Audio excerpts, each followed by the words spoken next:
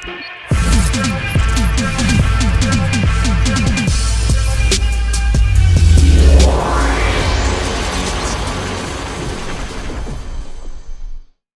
if events went differently, and Christopher Nolan's Dark Knight found himself in Avengers Endgame?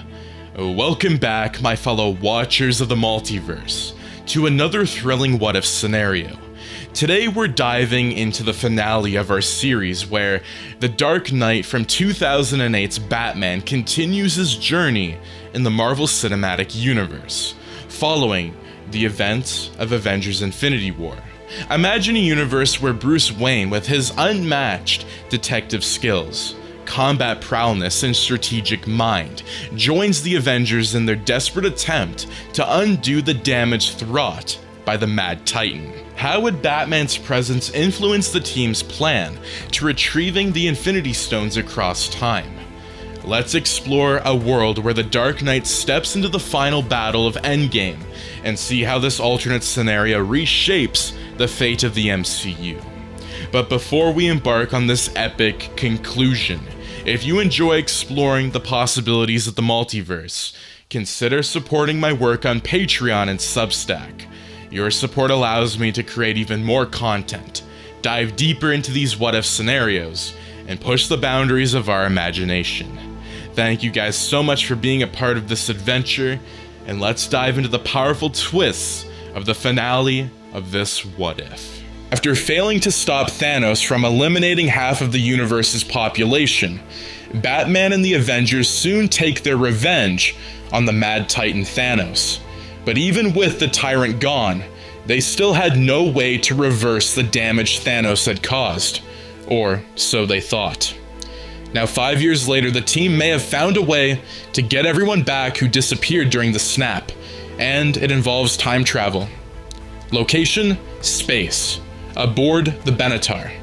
Time: unknown. 21 days, or was it 22? Bruce Wayne was beginning to lose track of time. Adrift in the far reaches of space, Wayne, along with his two comrades, Tony Stark and Nebula, were struggling to survive. The spaceship's fuel was gone and supplies were dangerously low, and the worst part was the oxygen would run out by tomorrow morning. Death was upon the trio, but even in the face of their inevitable doom, Tony still managed to keep his sense of humor. The genius was currently teaching Nebula, one of Thanos' adopted daughters, how to play paper football. He had asked if Bruce would like a turn, but the billionaire declined the offer. At that, Tony made a joke about how rich people such as the two men would not be caught playing a game so immature. The joke did succeed in making Bruce chuckle. Wayne then thought back to a few weeks ago, only 2 days since the crew began their journey back to Earth. Tony and Nebula had just started eating dinner, a soup the former had whipped up, using some of the ingredients on the ship. Ever since they boarded the Benatar, which was the name of the spaceship the Guardians of the Galaxy owned, Batman basically holed himself up in his room. Because he was, well, Batman Stark thought it was an issue of the vigilante, keeping his secret identity safe. The guy was a ghost, and Tony suspected he wanted to keep it that way.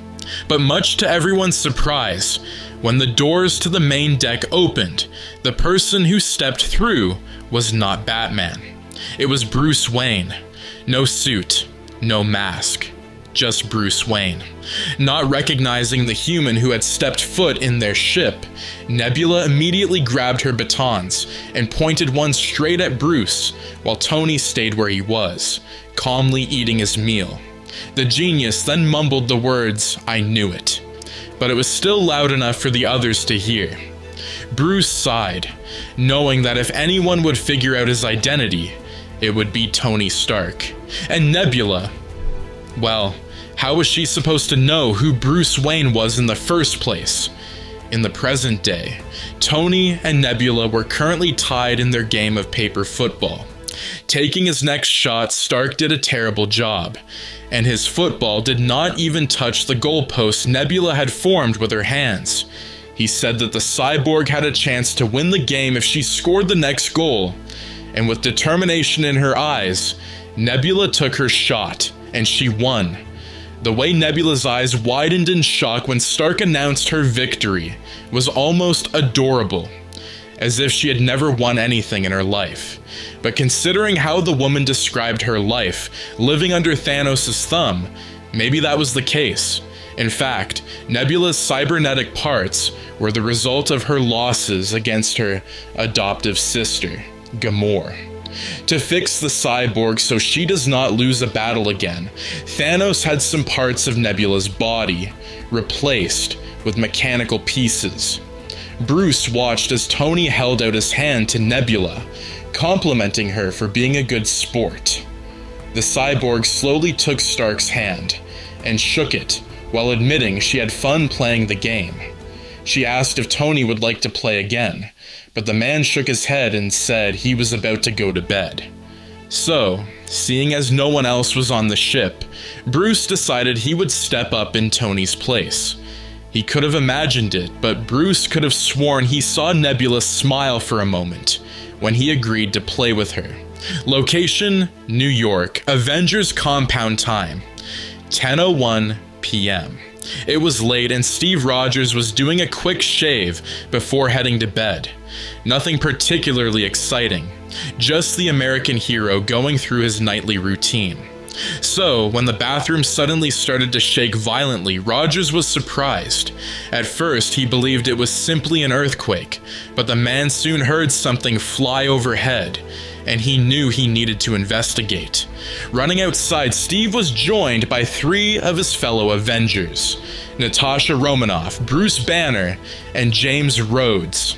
The 4 then saw a confused Pepper Pot standing just ahead of them, looking up at the sky as an unknown spacecraft landed slowly on the ground.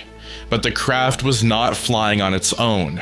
Hovering below the ship was another hero by the name of Captain Marvel, who was completely engulfed by a colorful blinding aura and was using her super strength to move the aircraft herself. You could say she is now the new captain of the mysterious spaceship. Placing the ship safely on the ground, Captain Marvel stood back as the other heroes rushed towards the spaceship. A staircase then lowered itself from the bottom of the ship, and from the top, 3 silhouettes could be seen.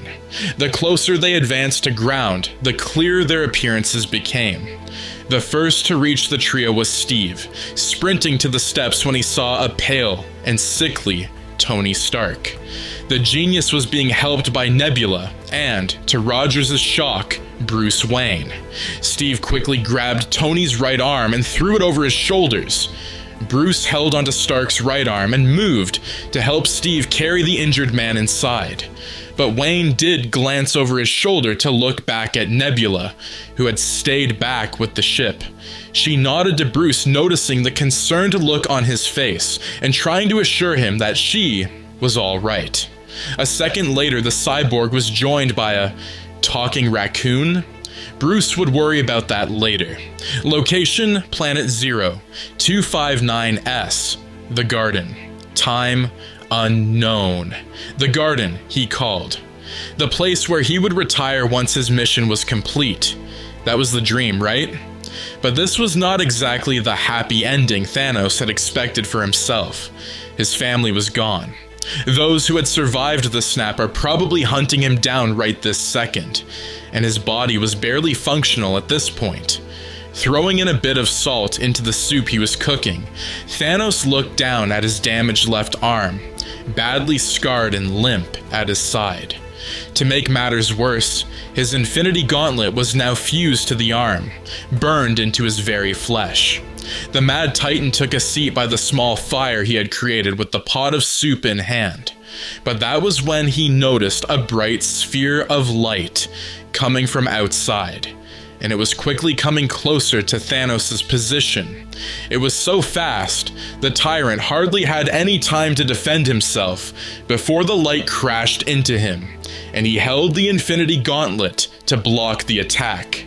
Next thing he knew, Something, or rather someone, collided with Thanos and forced him onto the floor.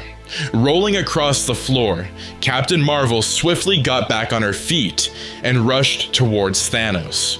She jumped onto the Titan's back and wrapped her arms around Thanos' neck. Captain Marvel then used her foot to keep Thanos' hand from closing, so he could not utilize the power of the Infinity Stones. Bruce Banner, who was currently in his Hulkbuster armor, slowly rose from below the floor and grabbed the tyrant's gauntlet, while Rhodey in his War Machine suit grasped onto Thanos' right arm to restrain him. With Thanos completely immobilized, the God of Thunder Thor smashed through a wall of the house with his axe Stormbreaker held high, and he slashed his weapon downward upon the Titan's arm. The limb fell to the floor with a loud thud, and Thanos let out an agonizing scream at the loss of his arm. Now that the gauntlet was taken care of, Batman, Captain America, and Black Widow stepped into Thanos' home and approached the tyrant while Rocket, the talking raccoon that was a member of the Guardians of the Galaxy, searched for the stones. The raccoon turned over the Infinity Gauntlet that was lying on the floor, but was disappointed when he did not see the stones on it. He looked up to Batman with sad eyes, and the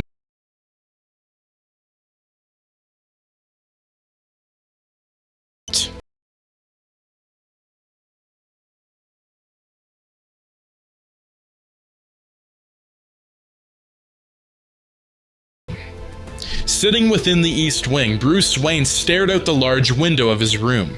5 years after the encounter with Thanos, Wayne had become a recluse, barely leaving his home unless for important matters, such as business meetings or charity events. He just did not have the energy to deal with life in general, and it showed in his appearance. Bruce's dark hair had grown and was now shoulder length, but it looked so unkempt as if a comb had not touched it in days. Bags had formed under his tired eyes, and the man did not even care about his untidy clothing. He did not care about much of anything anymore, really. Now his days were spent walking around the empty manor, reminiscing about what once was. Hearing a knock on his room door, Wayne ignored the sound and continued to look out the window. But he then heard the door creak open, and behind it, a friendly face appeared with a smile. The African-American man stepped inside the room and closed the door behind him before speaking to Bruce. He said that he had not seen the billionaire in a while, and was beginning to worry. Wayne glanced over his shoulder without saying a word, but he did want his friend, known as Lucius Fox, to know he was listening. Lucius, however, expected the silent treatment from Bruce. It did not seem like the Playboy was ever in a talkative mood these days, which was unusual for Bruce Wayne. Well, unusual for the persona of Bruce Wayne the man had created for himself. Taking one of the chairs by a nearby table, Lucius sat beside Bruce, and they both just looked outside the window for a while, enjoying the view. Lucius soon asked if Bruce was taking care of the manor, because seeing the state of the East Wing, the African-American was not sure if he wanted to see the rest of the place. Wayne shrugged and commented how Alfred would have the home practically spotless every day. No one could do a better job than the butler himself. Lucius sighed and placed a hand on Bruce's shoulder. He knew how much the billionaire missed Alfred, who had the misfortune of becoming one of Snap's victims, and his grief over the butler's passing impacted Bruce's mentality immensely. But it was not just Alfred. The Playboy confided in Lucius and told him about his adventure in space a couple of years ago. The fight with Black Maw, meeting the Guardians of the Galaxy, and the Battle of Titan. But the journey took an incredibly dark turn when Bruce saw his comrades disappear one by one. Quill, Drax, Mantis, and Spider-Man. Poor Peter. Bruce could not help but think about the teen who was taken from the world too soon. Sometimes the Playboy would think that he should have vanished in Spider-Man's place. If only he could go back in time and stop the snap from even happening in the first place. Location: New York Stark Eco Compound. Time: 3:36 p.m. When Steve and Natasha showed up at his front door, Bruce could not just shut them out like everyone else. Oh, and then there was Scott Lang. Bruce had no idea who Scott was, at least not until Scott explained that he was Ant-Man. Then recognition hit him. Wayne had to chuckle as the memory of Rhodey frantically shouting about how Ant-Man had grown into a giant flashed through his mind. But when the trio arrived at Wayne Manor with the idea of using time travel to retrieve the Infinity Stones from different times, Wayne's interest was piqued. Of course, he was skeptical about the idea, seeing as traveling through time was something you would only see in movies. But the thought was not completely absurd. Bruce was friends with the God of Thunder and a trigger-happy raccoon, so anything was possible. But now, as the group arrived in the driveway of the Stark Eco compound, Wayne was not sure if everyone would be so open-minded about utilizing time travel. There was a beautiful lake out in the distance, and nearby, a large cabin. Stepping from behind the cabin, a familiar figure came walking towards the porch steps, with a little girl in his arms. As he was speaking with the child, the man stopped when he noticed a car in his driveway. Tightening his grip around his daughter slightly, Tony Stark walked up the short flight of stairs, and then turned back to the group still standing by the car.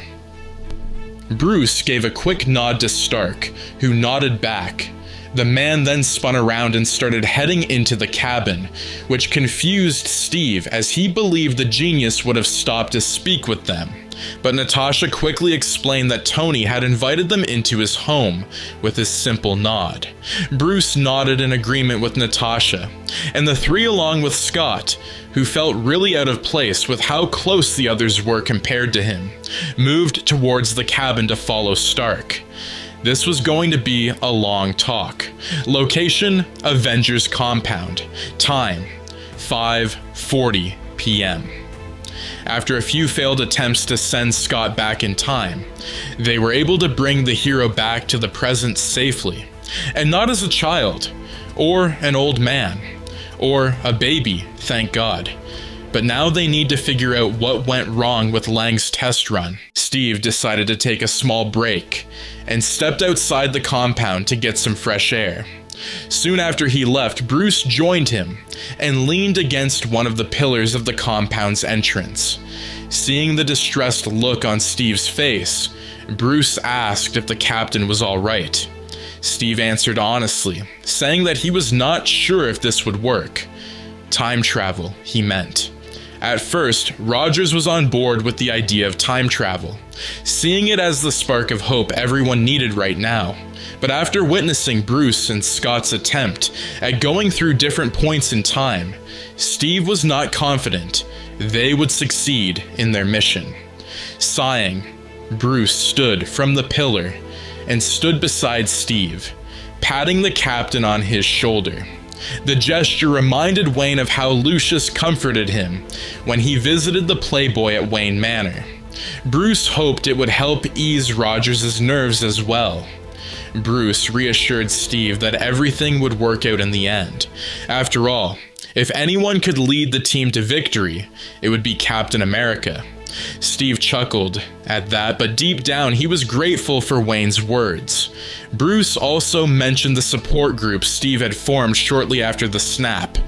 The billionaire admitted that he had considered joining, but instead for the past 5 years, Wayne chose to become a recluse.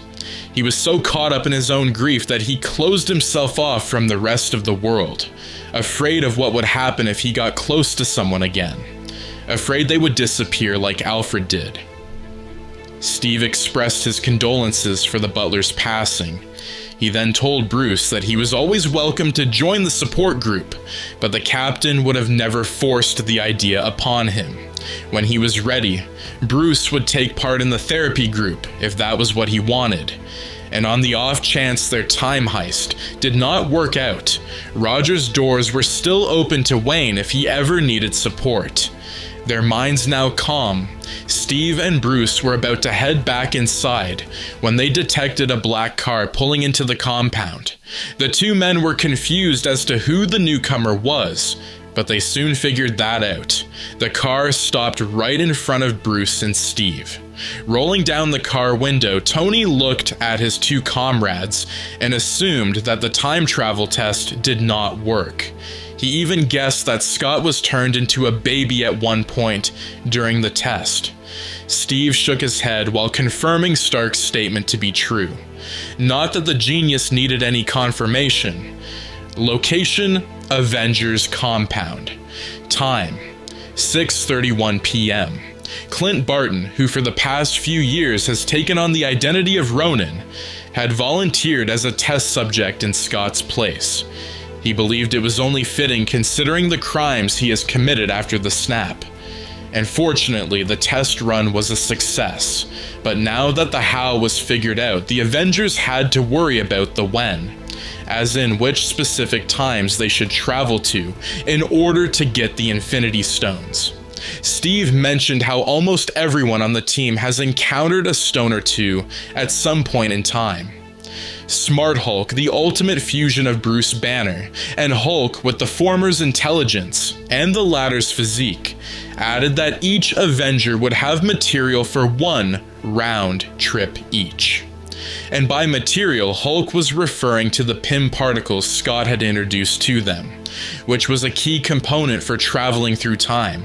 Tony then stated to the team that the stones have been in certain parts of their history, so they cannot just pick anywhere in time to travel to.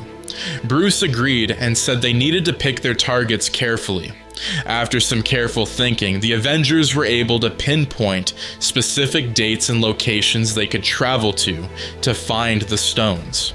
The Space Mind and Time Stones were in New York in the year 2012. The Reality Stone was located in Asgard in 2013. And finally, the Power and Soul Stones were on the planets Morag and Vormir in 2014. They were divided into 3 teams, with Bruce choosing to join Thor and Rocket as they traveled to Asgard. This was going to be an interesting trip. Location: outside Avengers compound. Time: 6:35 p.m. Even though they had suffered the loss of Black Widow during the time heist, the rest of the Avengers had completed their mission, and they had made sure the woman's sacrifice was not in vain, as Smart Hulk had used a newly constructed Infinity Gauntlet to reverse the effects of the snap. Everyone who had vanished was now back in the present time. The Avengers were victorious, but unfortunately they had no time to celebrate when the compound was suddenly under attack. Thanos from the year 2014 had been brought to the present by the nebula of his time. Bruce knew there was something off with the cyborg when they returned, but now was not the time to think about that. Right now, the only thing on the billionaire's mind was killing Thanos.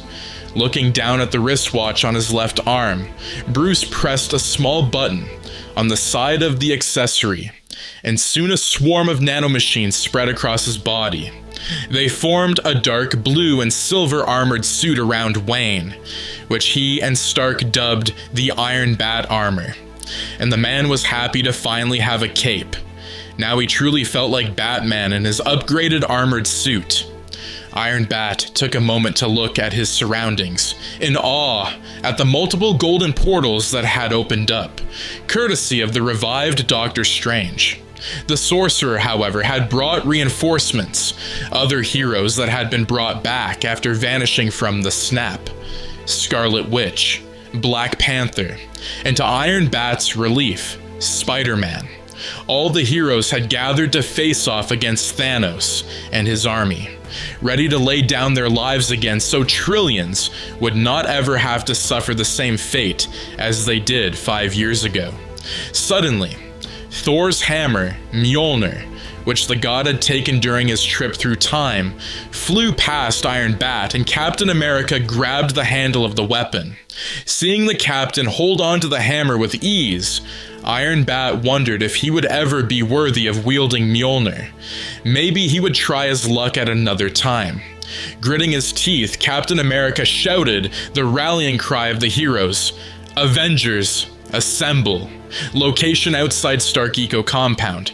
Time 3:45 p.m. They won. Thanos and his minions had been wiped from existence thanks to Iron Man, who used the power of the Infinity Stones, but the action sadly resulted in his death.